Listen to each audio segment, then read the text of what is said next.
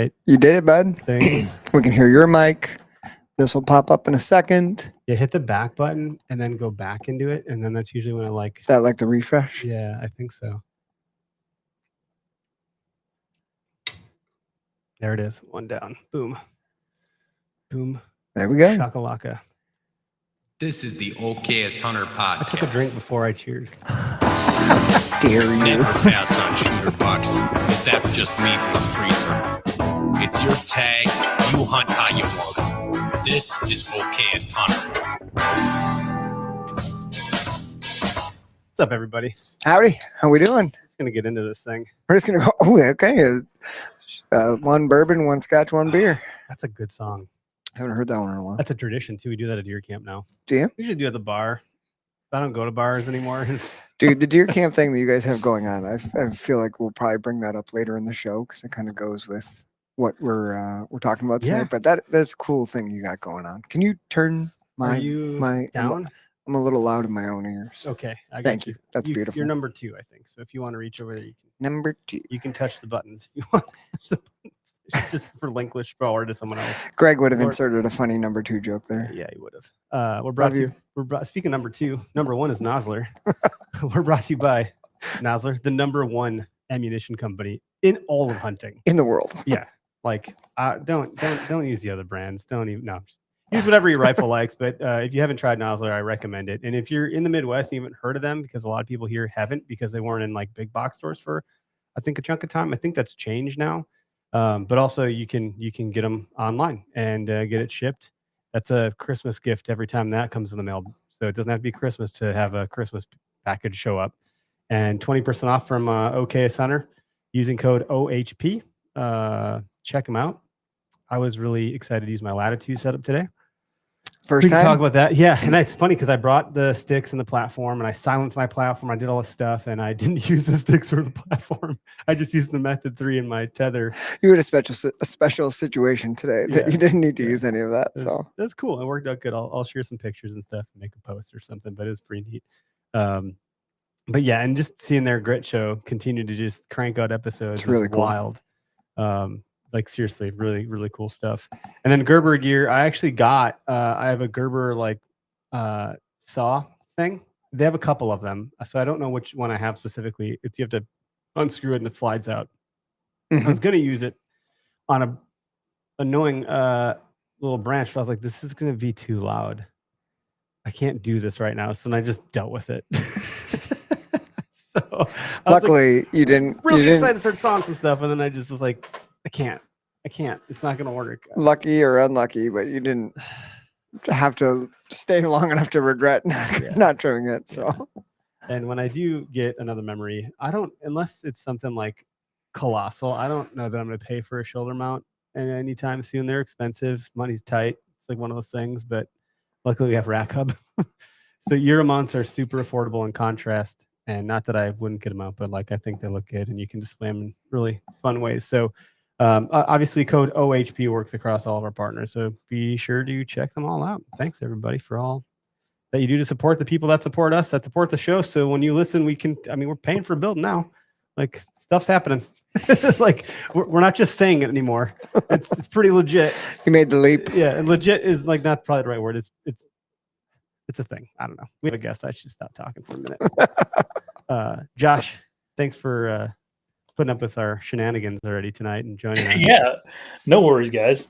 I've been involved with way longer intros than that, so ours are pretty okay.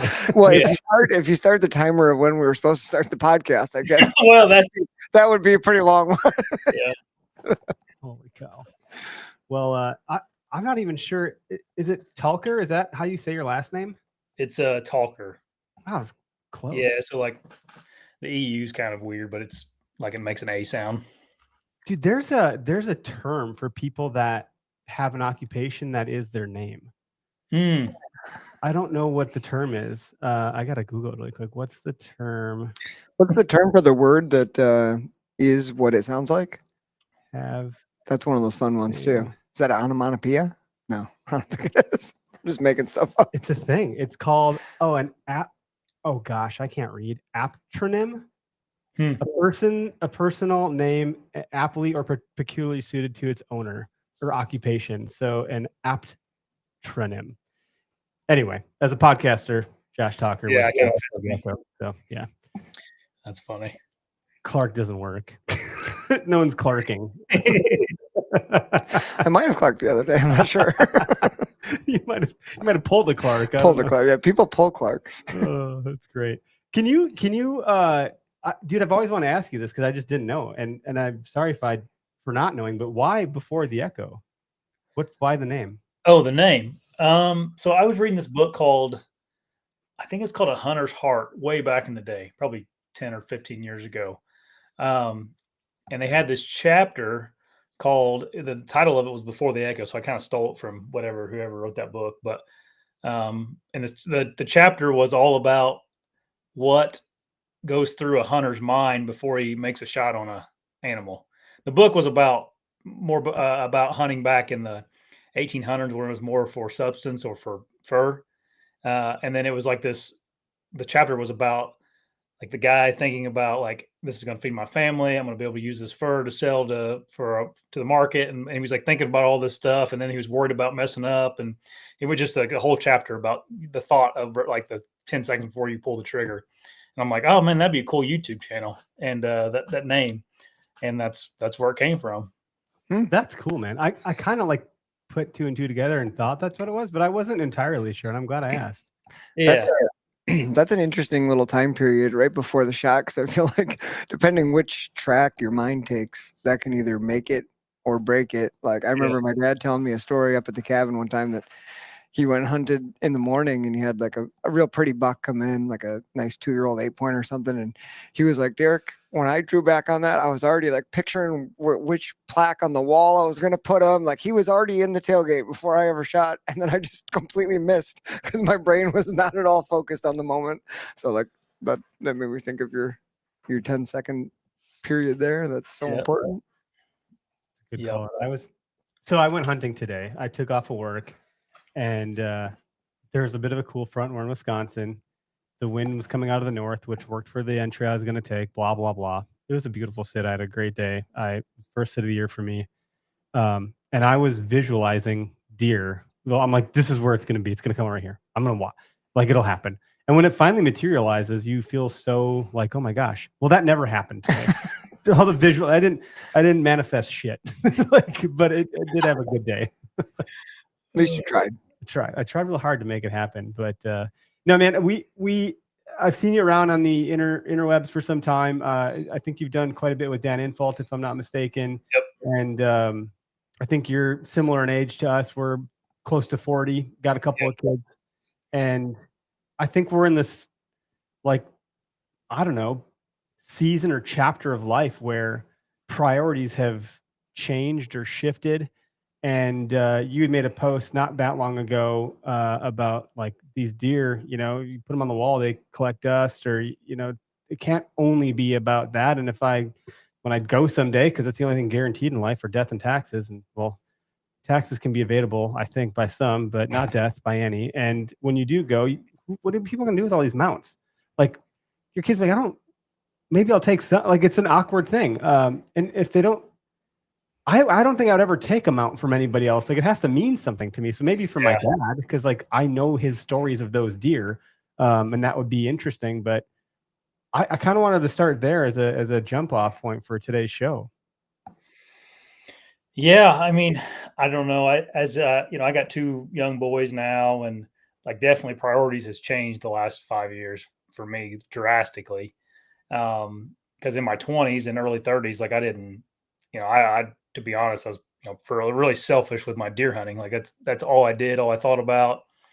Luckily, I had a wife that was supportive of all that, and then you like get older and start to think about like I probably got 20 deer mounts, and it's like I don't even know where to put them anymore, and I don't want to just I spent $600 a pop on them, and it's like you go and you're gonna go throw them in my barn or something, and they're just going to rot. And then it's like, then I'm going to die one day. And my boys are going to be like, why the heck did he do all this? Like, what are we going to do? Because you could fill a trailer up with them all,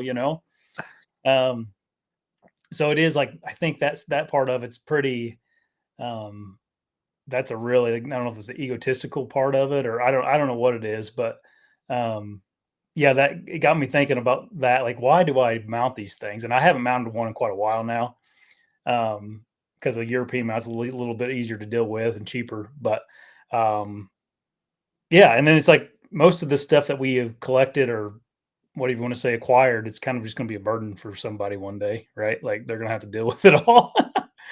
And I've gotten to be buddies with some guys, a good group of guys that, we just like to kind of make memories now. And we don't really worry too much about even killing anything, or definitely don't worry about killing anything too big. But it's always a plus whenever you do. Yeah, the maturity of the animal, I think, speaks to the challenge, and guys that are driven, ambitious, passionate, we seem to really like the challenge and go for those things. You got 20 mounts, man. That's a lot of success in the deer woods that you can like literally show. Do you think to get to this disposition that you kind of hold now, you almost have, do you think you have to go through that to get here? Like it's an evolution, right? You're not just going to get to this point without going through the other like part. you don't kill any big bucks, and then you're like, you know, what's it's the not point? about the trophy. Like, Yeah, I guess so. Well, so like it's one of those things where like those deer are hard to get, like they are hard to accomplish, a big mature deer, but it's like they're not valuable. Like there's a difference between something that's hard to get and something that's valuable, right? Like and I think a lot of times we kind of get those two things mixed up. Like what's valuable isn't necessarily or what's hard to get's not necessarily always valuable to people. And like I think that's could be said for killing big deer. Like it's valuable to you, and like personal, selfishly, it's valuable. But like to anybody else, it's really not. They don't care, and they don't. Your family definitely probably doesn't care. You got some buddies that probably tell you good job, but then next year they would forget that you killed the deer. So that's just I don't know, for some reason over the last few years you kind of get just tired of the grind too a little bit, like just not tired of the grind. I love the grind. But maybe it's being on the internet and just seeing how much people worship big deer, and it's just like, gosh, man, it almost ruins it for you a little bit, It's almost like a dose of self-reflection. Oh, Yeah. for sure. You that in someone else, and you're like, is that how I am? Is that what I'm doing? Oh, well, maybe I don't like that, as much as I thought. And a question for you, Josh.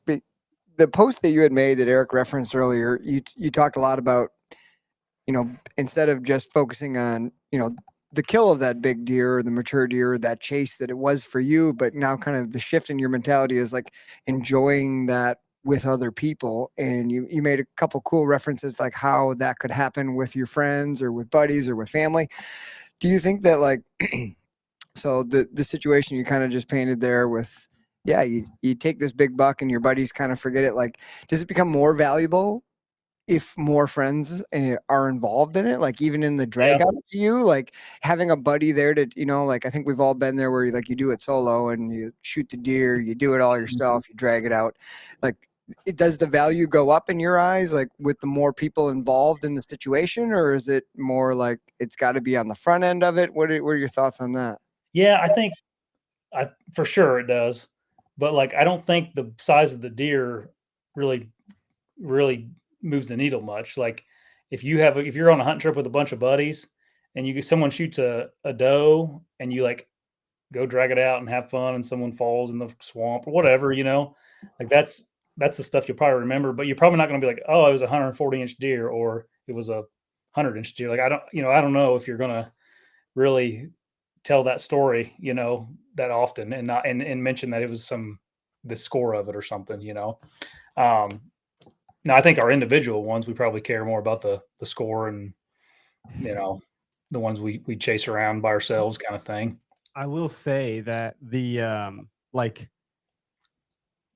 when you kill a big deer, and big is relative, okay? Because I'm not trying to be anything I'm not. So like just to level set there. But when I killed the biggest deer that I have,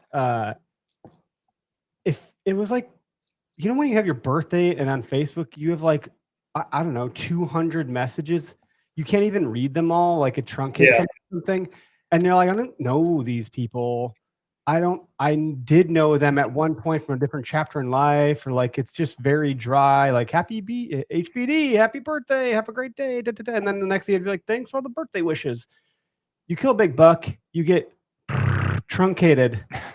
So many comments. You get this like hit of fame for a second, but it's like a second. And I don't think anyone actually cares. If anything, some people are probably jealous, which is different than the birthday thing. Because I don't think anyone's jealous you're having a birthday. Probably don't actually care at all. They just want to like make sure they said their 2 cents. But you talk about like it fades. Like the inches don't matter in the context of the story when someone, you know, busts their shit over a log or falls into a giant, which has happened. Those are the things we remember. It's short-lived, but it does matter to you, and it does hold value to you, and there's value in that because you did something that was really difficult. Like there's intrinsic reward there. If you're doing it for any other reason, I think that's where things get a little bit like questionable. And I do believe that there are a lot of people that are on social that are doing it for social. Anyway, that's like my little soapbox. The birthday thing kind of came to mind when I got this one. It was like, who are all these people? Yeah. They don't know me. I don't know them. It was cool, but also like not the point, you know. There's a story from deer camp a bunch of years back now. And we go to the woods, the same woods, like for the last 10 years or so, or a little bit more now. And we go to the same spot. On Friday, we scout. We scout in quotation marks because we know the damn woods. What we're really doing is just setting up stands, picking out maybe a new tree because we thought, oh, next year this spot's going to be the spot. And we open the tailgate and we crack beers and we share stories. And like, if you could shine a holographic light on those woods, in my mind's eye, those stories are kind of coming back to life if you were to paint a brushstroke over it. And there's one year when like my dad was coming out of the woods past my 2 buddies that are brothers, and they're like, buck. And all of a sudden, like my dad hits the deck, another buck, 2 bucks dead. One of them fell so hard its antlers broke off because it ran into a tree. My dad, that was freaking crazy. They're like, Chuck, you hit the deck, man. It was like, I mean, borderline a little dangerous. Luckily, everyone knew where their muzzles were pointed. Everyone knew what was going on. They're very apprised of the situation. And like, but that was like, holy, it could have been the memory. It didn't matter. But like, what the matter was happening. There were bucks. It was like, I don't remember the size of them at all, but it was like this crazy situation that happened like right by, as everyone was like kind of coming out of the woods. These deer just happened to like run across this little, I don't want to call it a road. It's like it's barely like a logging road. It's like some little shit road or something. But like I remember that forever, you know, and I have zero clue what those deer scored. Like, doesn't matter. We never scored them. Doesn't matter. We didn't care. We're like, look at the antler fell off. Who wants their beer? Who wants a shotgun of beer? You know? Yeah, like that's what you used to poke the hole in the Yeah. beer. That's what it became. Yeah, perfect. Good stuff. So, how like when does hunting open up for you? You're in, is it Ohio? Indiana. Somewhere Yeah, so we opened October 1st. Okay, so you just opened up. Have you been out yet? Yeah, I went out. Let's see here. I went out the second. So I've been out 3 times. Went out the second, and then the third and the fourth. Nice, dude. How'd it go? Yeah, it was kind of miserable. Eric Jeske from the Hunting Beast, he's one of Dan's buddies, my buddy too, but he was actually down here. We were working on something in my lean-to for my barn, but we were working on that. Me and him just went out in the evenings and hunted. And I took my boy out Saturday night just to a double stand. We just sat there and played. What's the game where you guess the? Oh gosh, I don't know what the game. We're playing some game where he was finding stuff, and I had to guess what he was trying to find. And that's fun. My wife calls it I'm going to a party. She thinks of an idea on a road trip, and then the kids have to. Can I bring this? Yeah. Eventually, we set up on a buddy stand and played a game like that. I Spy with My Little Eye. That's what it is. There you go. That's a good one. Yeah. Fun. You run on things pretty quick. Yet to see a deer though. We had EHD really bad around here. Oh no. Okay, that's not good. No. That'll wipe it hurt out. Yeah, we had a buddy. I have a buddy that owns a farm that's about 400 acres, and he found 12 bucks on it dead. Jeez. Another guy that they got a lease. They found like 22 of them dead on the 1,000 acres that they hunt. So it's pretty devastating around here this year. A lot of deer. Yeah. Has it been dry by you guys? I mean, I don't know a lot about EHD. We don't really have it here, but when it's dry, it typically is worse. Yeah, typically. So when water gets kind of scarce and dry, it's like stagnant water produces. Trying to say this word properly because I said it wrong once. It's midges. And Those little flies. noceums is what a lot of people call them. Short people. They're called short people. Yeah. I did a video about it, and I accidentally in the video said because you're short. I can say it. Yeah. Yeah. And anyway, had to redo the video. But that's what gives the deer EHD, and it affects bucks abnormally more than does, and particularly mature bucks. But I did see that. yeah, like my buddy found 12 bucks and 2 does. So I mean, that's just what he found. That's yeah, got to be more than. Gosh darn it, Josh! That's why you're not so interested in mature bucks this season. It's well, yeah, this year. But yeah, I haven't seen a deer yet from the stand, but they're out there. I've actually kind of bumped around to a different county that it isn't affecting as much. So EHD is really localized. It can be on one farm and not on the other, and stuff like that. So it's all about producing that midge, whatever produced that. It's not good. I know we have CWD here in the central part of the state, but again, it's like the deer you might never know they have. Well, yeah, it doesn't do what EHD does in that volume. Yeah, right. Yep. Well, I'm curious. So, like, given the kind of, I don't know, evolution in your hunting journey, if you will, like, what does this season look like for you? It's probably really hard to turn it off completely, especially when you have the skill built for it. Like, you're still going at it, I'm sure, to the nth degree, but are you finding ways to temper it down? Like you said, you just brought one of your boys with you the other night. Like, that's pretty cool. And that's hard to kill a deer in when you have a kid with you. Yeah.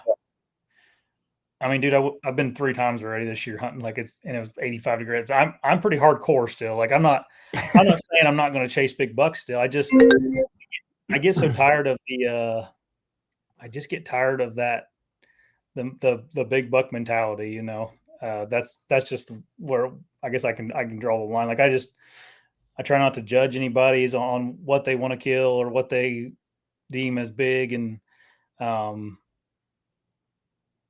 that. Like, I shoot a trad bow about half the time. Like, I don't know. The big giant bucks just don't, not that they don't do it for me, but like, I don't have to shoot one, I guess.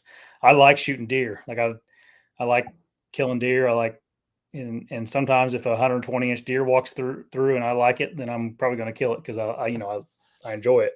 And I just can't, like, I've killed deer over 150 inches, and I don't know if I get any more excited than a deer 120-inch deer. So I just don't have that real strong desire to be like, okay, 150, now I want a 160, now I want a 170. I don't.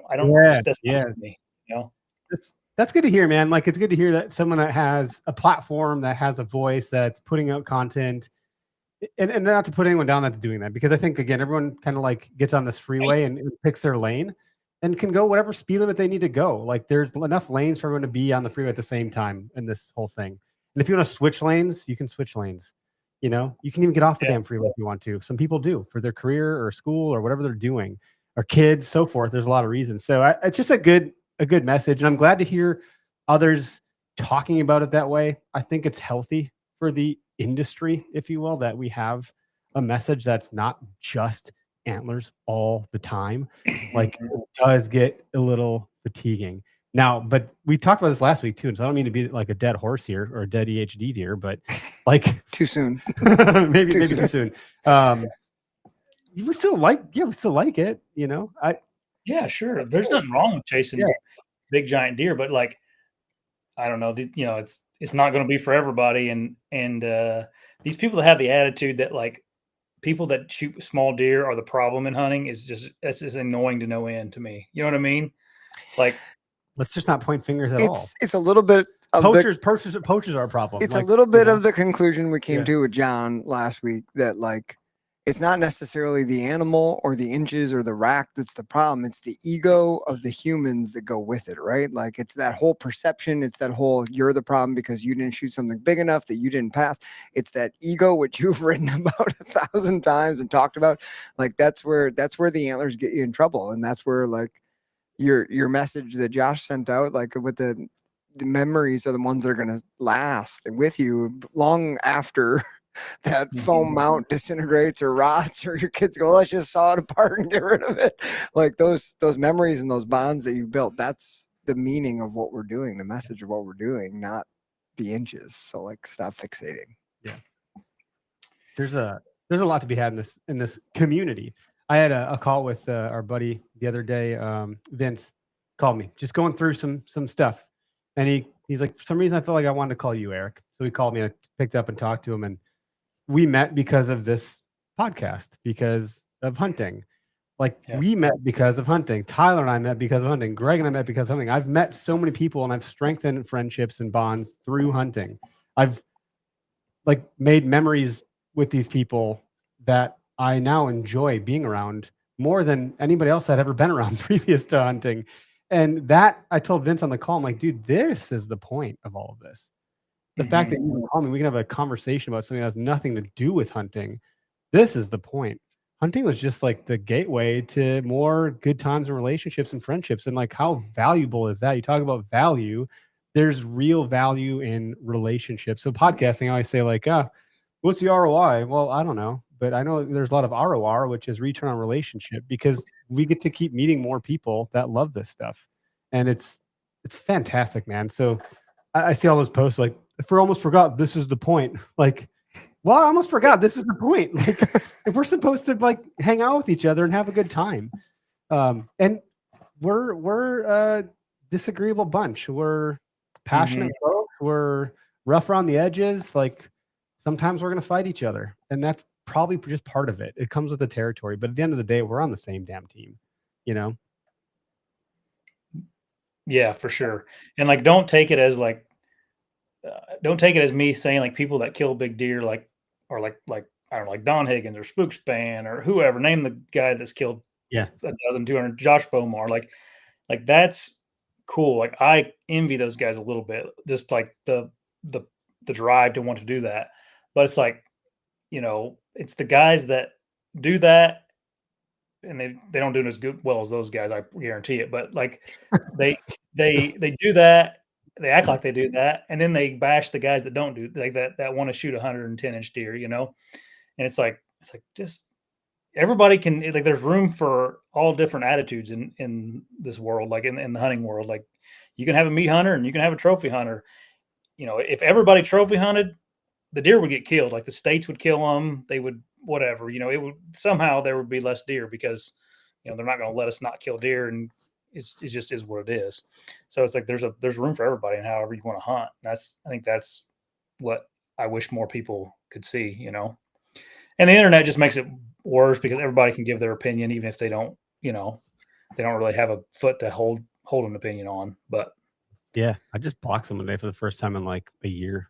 Really? I deleted their comment and then they came back and put it up again in all caps. I was like, delete, block. Like I don't even have the energy to like. Yeah. Some of these people can't be saved.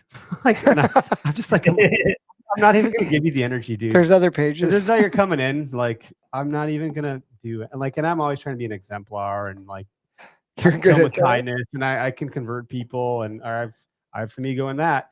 And this dude, I was just like, not today. Like, I'm just it can be a little exhausting. It was the post you said about you're hanging out with your kids. He's like, what a pansy. I was like, okay. Oh, dude. Yeah, that's people, he's you know, it is before those like, people. Go ahead, sorry. No, that was it. He was just saying like he's taking my deer. You know, I was like, okay, yeah, I'm out. I took his deer. Yeah. I'd love Those to convert people are the type of people that get on to do that kind of thing. I have a feeling that it's probably young kids or something doing it, but his name was Toad on Facebook. See, exactly. So, yeah, you're just out there stirring the pot, dude. Go stir someone else's pot. I'm not biting the bait. Man, I will say that, like, okay, so let's we'll spin it off of that comment. So you know, you posted it.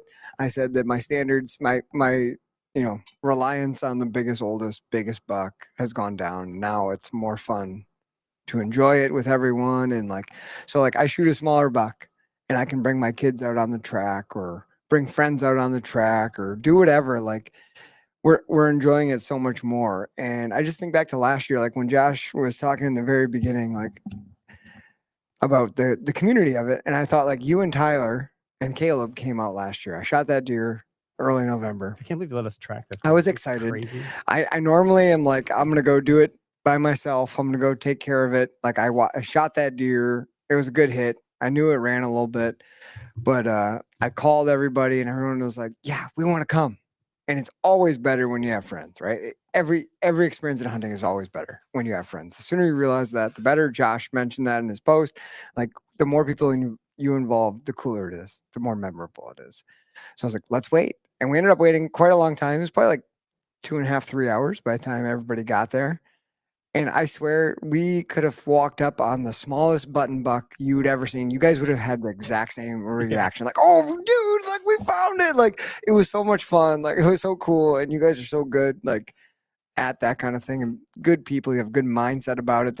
That's what made it. Like, who cares the number of, like, it didn't even matter. Like it was just an awesome experience to do it together. And like, you always, we talked about this before, but like you always have that opportunity on any track, like to not downplay somebody's trophy or deer or whatever it is. Like just be excited, be happy, be the person who brought like the fun, the enthusiasm toward whatever it was. Cause that's what we're trying to do. We're chasing the memory, not like, it doesn't matter to your buddy who just dragged it out. Like it was hard either way, whether it was 170 or 110, like it doesn't freaking matter. Like that guy doesn't care. Just have fun with it and make that the experience, the memory. I've noticed a lot more positivity too. I really haven't seen much people being shitty. Like it's maybe I'm just not seeing it, but it feels like it's gotten more positive. And I'm not taking credit for that. Just in general, I've seen less and less of people saying crap. And if they do, I see a lot of folks coming to the defense. And so it's like, it's just an interesting thing with this damn internet that we have and the social media that we have. And it's not the same as it used to be. And it was like this whole pendulum swinging of like people wanting to go more analog. I wouldn't say they're getting rid of their smartphones, but there's apps to like limit your screen time, limit your social. There's people that are buying landlines and corded phones again because they just want to like put this stuff away, stiff arm it, get it out of here for a little bit. Because I think we're realizing that it's like it's too much, it's too much. And so at some point I almost wonder if we're going to stop posting deer on social because like I don't even want to deal with it. I'll text it to my friends. And do you guys remember check stations in Wisconsin? Yeah, no one ever talked shit at check stations. No, because they get punched in the face. You didn't want to get jacked. You get punched. No one ever talked shit at check stations. People held their beliefs, but they didn't say shit out loud. It's called respect. There's a exactly. And they talk shit probably to their buddies or which whoever. Is fine. But then like have those conversations not in a public forum. That's right. Do you guys have that where you're at? Public check-in stations? Yeah, it's like the hardware stores or at the local archery shops and all that. You can check them in. Is that required? No, not anymore. But when I was a boy, that's how you had to check them in. You had to get them to the check-in stations. Yeah, and those things are now it's just an app on your phone or whatever, Yeah. But it really was like easier is not always better. Those check-in stations were basically a Facebook group that you're just going there, be like, would they all get? Who's all here? Like you still have the same human vibe of like you're assessing everything. Or they take a picture of you and put it on a bulletin board or something. They always had the Polaroid camera waiting by. Yeah, that was kind of cool. I remember my dad and I we followed a guy about 14 miles from the highway. This guy had a buck in his truck coming out of a piece that we always hunted, part of the Nicolay. And it was a huge buck. And I was like, oh my God, Dad, that buck's huge. We got to talk to that guy. So we turned around on the highway and followed this guy like 14 or 15 miles. Yeah, to the Townsend check station, the Shell gas station on the south end of Townsend. And we ended up talking to him. And it was a deer. We had a shed off that deer, a bunch of trail cam pictures. This guy told his story. He gut shot that freaking deer and he went back and looked every day for 3 days. We like felt for this guy. Like, He knew it was a good one. It was a big deer for that area. He went back every day till finally, like, he had almost given up, went back like the 4th morning after looking for this deer, and the crows were just going crazy, like 500 yards away. Hmm. And he went to that spot and he ended up finding it. So we like high-fived him and like shook his hand, and like it was a good experience. But like, you know, he got it. There was nothing left of it, but he got his deer. It Holy was cow. it was a cool experience. Smart to follow the crows. Oh yeah. They're going crazy today when I was out, but for no reason. I've heard that crows are so smart that they like get all their food pretty quick in the morning. Like they have no problem going to find food because they're so intelligent for birds. And they just spend the rest of the day fucking off and causing trouble. That's why they're always cawing at shit because they're just bored. I believe that. They don't got anything to do. The other birds are like trying to like survive, and the crows are like, man, we're full. Now we got to go cause some mayhem. Let's go back with some other birds. Have anyone else heard that? I don't know if that's true or not, but I've heard it. I've heard they're hard to hunt. Like once you shoot a couple of them, they're pretty smart. They wise up pretty I've quick. definitely heard that before. They just shot town. Let's get the hell out of here. Like, never hunted a crow. That would be fun. I got a crow call. I heard some guy on the podcast actually a long time ago. He said he would conjure up wildlife to give him audio sound cover.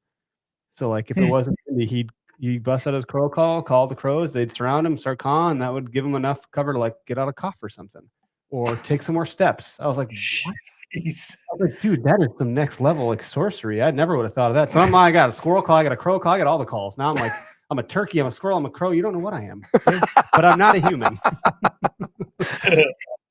Anything but a human. Yeah. Greg's like, why do you have all those? I was like, dude, first of all, my kids love the calls. You want to see a kid have a good time? Give them an animal call. They will like. Oh yeah, they'll destroy it. Yeah, they will. They wreck them every time, but they love them. My wife gets so mad. Like there'll be a turkey across the street in the front yard. I'm like, oh crap, I gotta get the mouth call. Meow, meow, meow, meow. And then I'm getting the gobbler. I shake the gobbler, and the kids are like, let me do it, Dad. I'm like, told man, the dogs are barking. Can I ask you a serious question? Yeah. How many animals were you today on your first hunt? How many animals were you at? I brought the crow call. I didn't use it. I had it. I had Opportunity missed. The kids broke my squirrel call. It was like a little thumb one, so you could like if you take steps, you could have it in your hand. Just you could totally. Yeah, I think Joel told me about the squirrel one where he's doing that. I was like, oh yeah, that makes sense. You can totally. Squirrels are loud. They jump around and shit. They break stuff. They're like basically doing parkour. You know, got to make the squirrel sound. They're the ninja warriors of the woods. Yeah, maybe when they do that like jump, when they like really leap, it just cracks me up. Like seeing a squirrel in full leap mode is like a funny, especially when they miss the jump. Oh, that's the best. Yeah. Squirrel fails on feeders are like one of my favorite YouTube channels. That's spinning one that just chucks them off. People build like these like crazy extravagant like squirrel traps. You ever see those? Josh, do you have squirrel hunting in Indiana? Thanks for changing. Oh yeah, I got a squirrel. Is that like a big thing? I don't know if it's a big thing, but we have. It's not like big in Wisconsin. You guys have the Asian community up there likes to squirrel hunt. Yeah, like you've been around the public lands of Wisconsin. You like squirrel hunting can like ruin your deer hunt back on like, Oak Island 2 miles from No, we don't. Yeah, we don't have it like that. But yeah, there's people that squirrel hunt, but not like that. I mean, it's venerable. Like it's, I was on a hike with my you gotta give them a nod. And they were squirrel. My wife's like, "What are they doing?" I was like, "Oh, they're squirrel hunters." Yeah. I was like, "Well, there's some squirrels back there, guys. You don't want to go back that way." I saw a couple. Okay. I'm sure it's fun, but like when you're deer hunting is like a serious endeavor. It's like an intimate ninja-like experience. I ain't trying to have squirrel hunters come through, buddy. Like there's bigger fish to fry around here. Get out of these woods. You know, they weren't trying to come to you, but they heard a squirrel. They heard a turkey. Yeah, probably they call him in. I call on a squirrel, but I actually called him a squirrel hunter. You clarked them. I try to give them some grace because they want to be there just as bad as you do. You know? Absolutely. No, that's just it. And I gosh, you got to tell yourself these things. Otherwise, you'll just turn into an old curmudgeon. Like everything's going to piss you off someday. And what a terrible way to end up. Like you're on this planet, this earth, you're doing good things. Like everyone's trying to enjoy shit. Just, I don't know. I could see how it happens. Don't enjoy this shit. I'm enjoying this shit. Yeah. Get out of my shit. I think I'd be money ahead if I just start squirrel hunting instead of deer hunting. But you'd probably see a bunch of deer. Dude, trad squirrel hunting. Yeah, if you got your trad. People do it. People do trad. Right? I've seen it. I've seen people like. Dude, I tried trad rabbit hunting once, and I sent an arrow freaking right through the ears of a rabbit. And I was like, well, boy, I could have got that with a 410 or 12 gauge real easy. And I haven't done it since, but I'll never forget almost getting one with a trad bow. What trad bow are you shooting, Josh? One I was using this year is a what do they call them? A wharf bow. It's like an old Hoyt compound I made into a trad bow. So I took it's like a Hoyt Spectrum. I can't remember what it's called, but it's from like the late 80s. I took the limbs off of it, and then I ordered some of those Black Hunter limbs off Amazon and fit them into the pockets of the compound, or fit them in the pockets of the compound riser. And I killed a doe with it in Michigan a couple weekends ago. That's sweet. So you've got the limbs of a longbow or a recurve bow? Yeah, recurve bow. Like, I don't know. You guys know, you can buy these limbs on Amazon called Black Hunter. That's what it's called. And I just bought 50-pound limbs, and I sanded them to fit into the pockets of the compound bow, limb pockets. And I switched out the bolts and stuff to fit into the compound bow, and it shoots good, man. I got a video on my channel about it. I remember seeing a post about it. That's really cool. Mm-hmm. It shoots just as good as anything I've ever owned. But I got a Stalker longbow, Stalker stick bow that I like too, that I shoot a lot. You might like to chat with Matt Morrison with the Bowyer podcast. He's got a whole podcast about bow, like he makes custom bows. Yeah, trad bows. He's like totally different vibe than us. He's okay like we are, but he actually knows how to do stuff. It's a lot better okay than we are. Yeah. I saw someone in the comments today. They just interviewed him. Is he there for his good looks? Yeah, he's here for his good looks. The camera does look sharp too, by the way. Is that a DSLR you got pointed at you? Oh, dude, it's a little. I can't show it to you. No, it's a little like $100 webcam. Dude, looks good. Yeah, I used to have a DSLR set up and all that, and I don't know. I just use this thing now. It's easy and it looks good too. Yeah, not bad at all. You gotta do what works. Make things easy. That like in hunting, like we can make everything about hunting. Mm-hmm. It's gotta be something that you can get used to, get comfortable and confident with, and easy for yourself to a degree. Yeah. Well, I was using the same camera I'd use for filming and stuff, so I was constantly like moving it around. Oh, and I was like, screw this. I'm gonna try this thing. It works good. What is your setup like? Are you doing like mobile hunting on like what are you going to the woods with on a typical hunt? Yeah, so Latitude sponsors my show too. So I use right now I'm using the XL profile platform and a Method 3. Do you like the Method 3? Yeah, I do. I like it a lot. Still getting used to it and all that. I've only sat in it a few times, but it seems like a really good saddle. It's hard to, the Lone Star is a really good saddle too. Either one of them you can't really go wrong with. And then I got the Carbon SS sticks, and I just run two 8ers on the bottom of them, on the bottom 2 sticks. Yeah, that's Derek. You got like 4 sticks. Yeah, right? I have 4 too, but just the bottom 2 have the 8ers. There's a lot of conversation about height, and I think it depends. You're gonna bring up midget again? You're bring up that I'm short again? Yeah. Okay, thank you. That's a good setup. I was running the Method 3 for the first time today. I liked it. It's a little different than the Method 2 because the Method 2 didn't have the strings in between the panels. Yeah, so you could put the thing down to the back of your knees, and the other one up to like the small of your back. This one you do. There is some adjustability there, but at some point it does like max out. You cut it off. You could. Scissors can solve that. I've seen people using the excess to like hold their sticks on the way up on either side. Yeah. I have something attached to molly webbing that just holds my sticks on my back right side almost. Yeah. I don't like doing that. I always end up dinging it on something and it gets me frustrated. Yeah, at least they're not metal. Like I think that the carbon, but that's still like a interesting noise. Like if you're like Derek, it's interesting enough that the deer probably don't love it. Right. Like, what the f was that, man? That's unnatural, dude. I don't know. There's guys that can get set up with metal stuff and they silence their gear and they do all these things. They get in these tight areas and they can be quiet. I feel like the harder I try to be quiet, the more likely I'm to make some stupid dumb sound. I just go slow.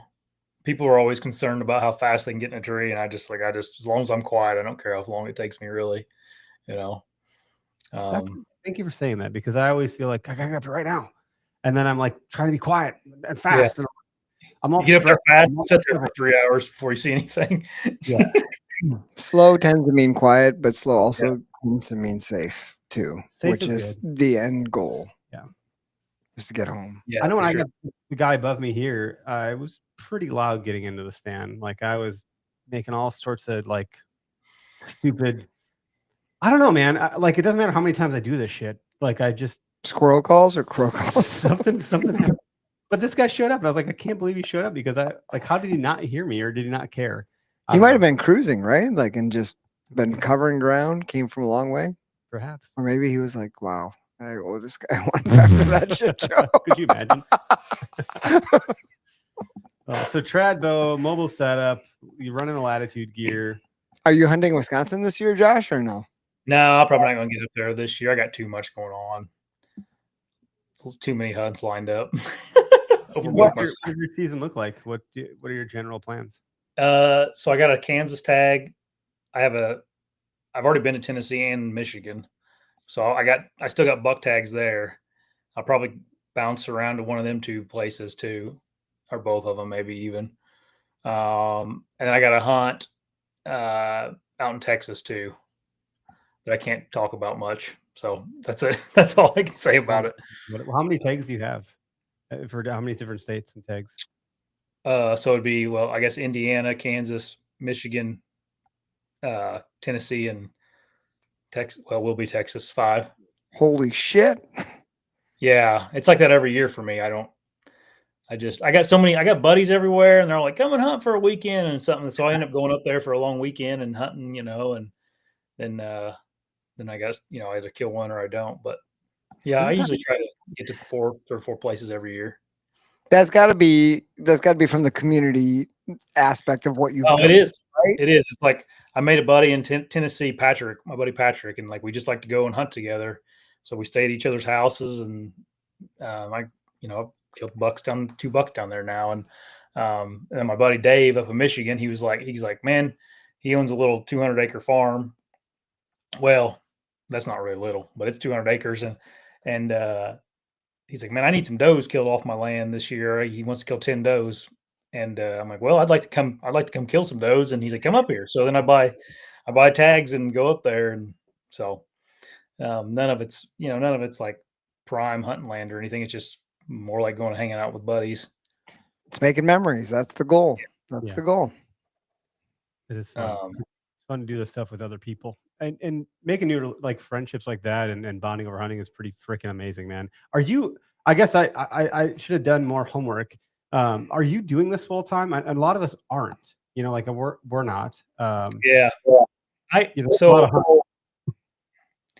I'm not. I started my. I've always had 2 jobs, I guess.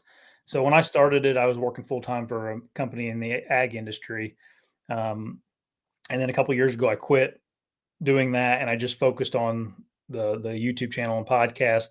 But at the same time, I was still doing consulting work with that company. So they were just hiring. They just would hire me when they needed something done or whatever. I just kept in touch with them and did all that.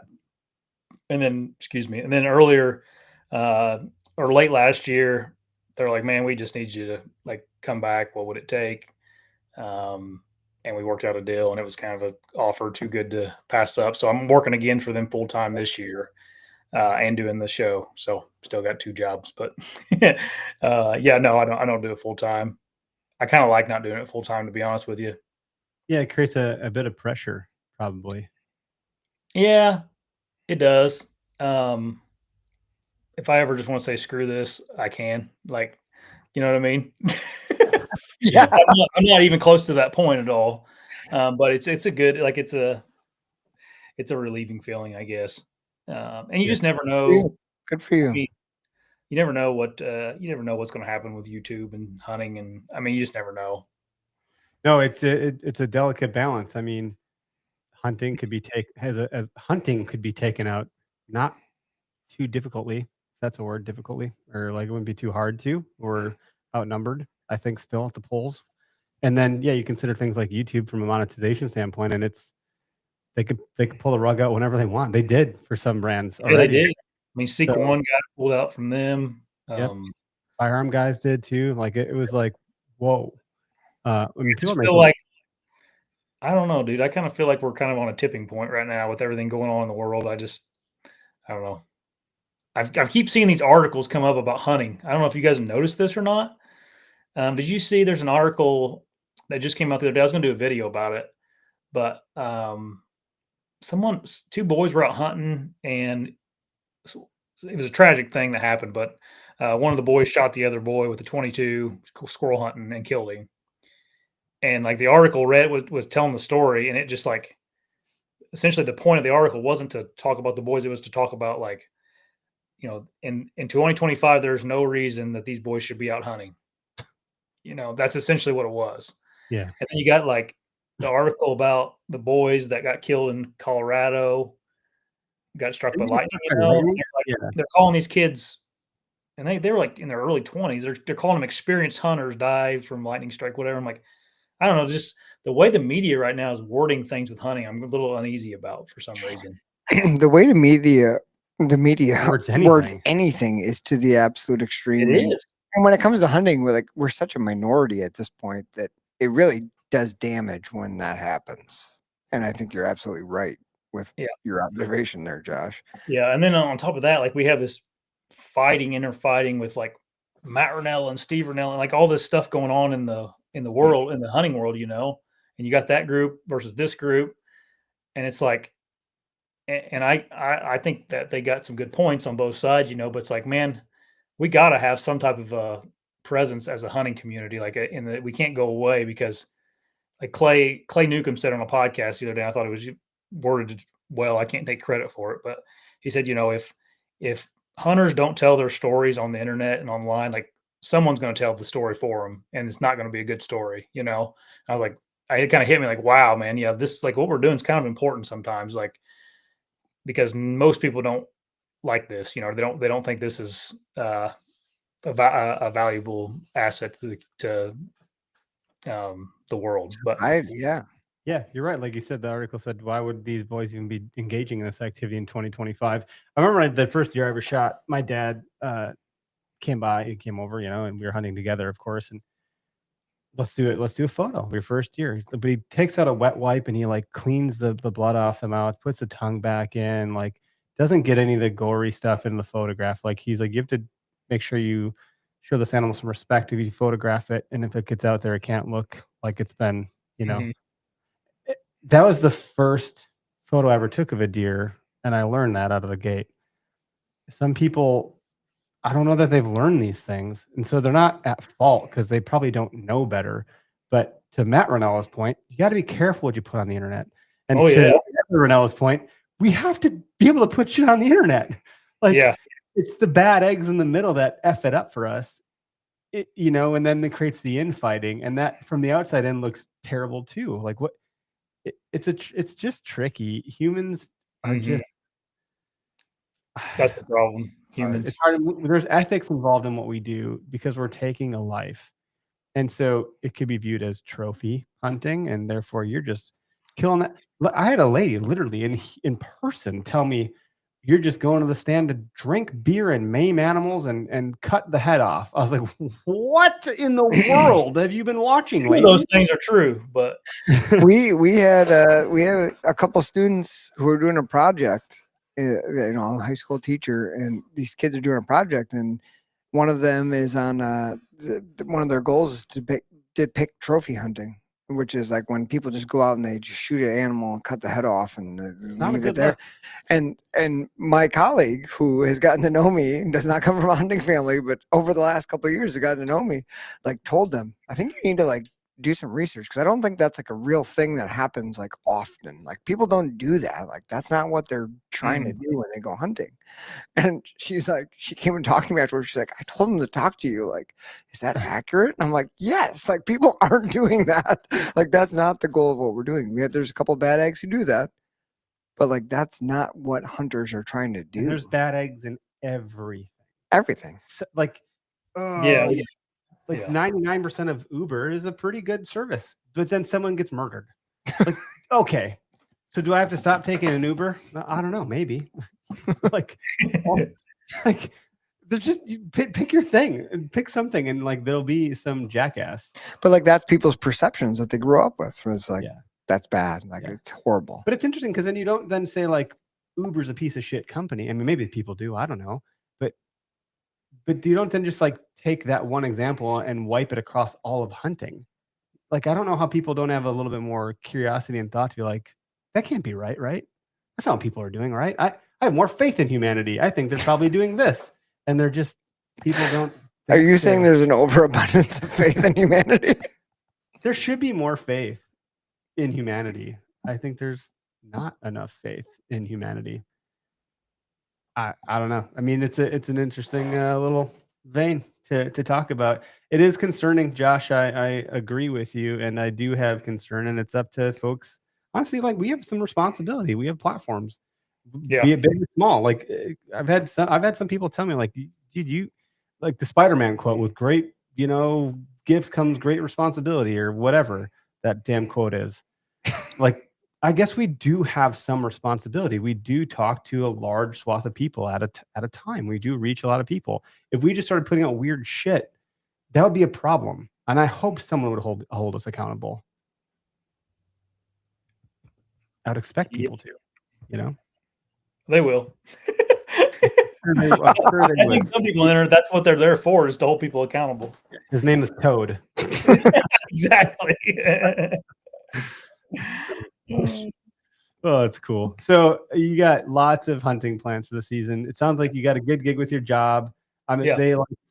they courted you to come back. So hopefully that came with some good negotiations and like, yes, but I get to do these things when I want to do them, hopefully, that one special time of year. And sounds like you got a good season ahead of you. Yeah, it's good, man. It's life's good right now. So yeah, I'm excited for the season. I'm excited for some cool weather. Yeah, sweating your balls off. Like I'm it tired. was still hot. It was still hot, even though it was cooler by 20 degrees. It's still like Wasn't cold. Yeah, it wasn't great. I was not impressed with the weather. It was like in the high 80s up by you guys, wasn't it, this week? It dropped to 60s today. Saturday was like 85, 86. And then, today we had a little front blow through yesterday, dropped the temperature down. What was the high today? 65? Something like that. It was still hot. So it was a cold front, but I mean, it was hot. Wasn't what I was hoping it would be. I was like, I'm going hunting today. I can't believe, oh my God. I mean, like I needed it. I was going to try it. My wife's like, don't you want to hunt over the weekend? I said, not really. It's hot. It's disgusting. My buddy Joel, I was talking to him on the way out to the spot. And like, he's like, oh, I went over the weekend. It did not go well. Like, I'm telling you, it was like Murphy's Law was right there with him. I'm telling you, everything I could have went bad for him. I feel awful for how his hunt went. I was like, that bad? Yeah. I was like, dude, no, I hope that doesn't happen to me today. I wish I wouldn't have talked to you. Actually, I'm a little concerned. I didn't even know those things could happen to a hunter. Like, what are you doing?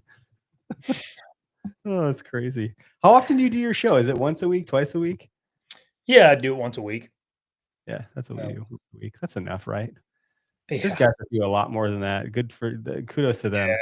I do a little, I don't know, I do all kinds of stuff on my channel. I'm pretty inconsistent with my type of content, but yeah, What's your favorite thing to talk about?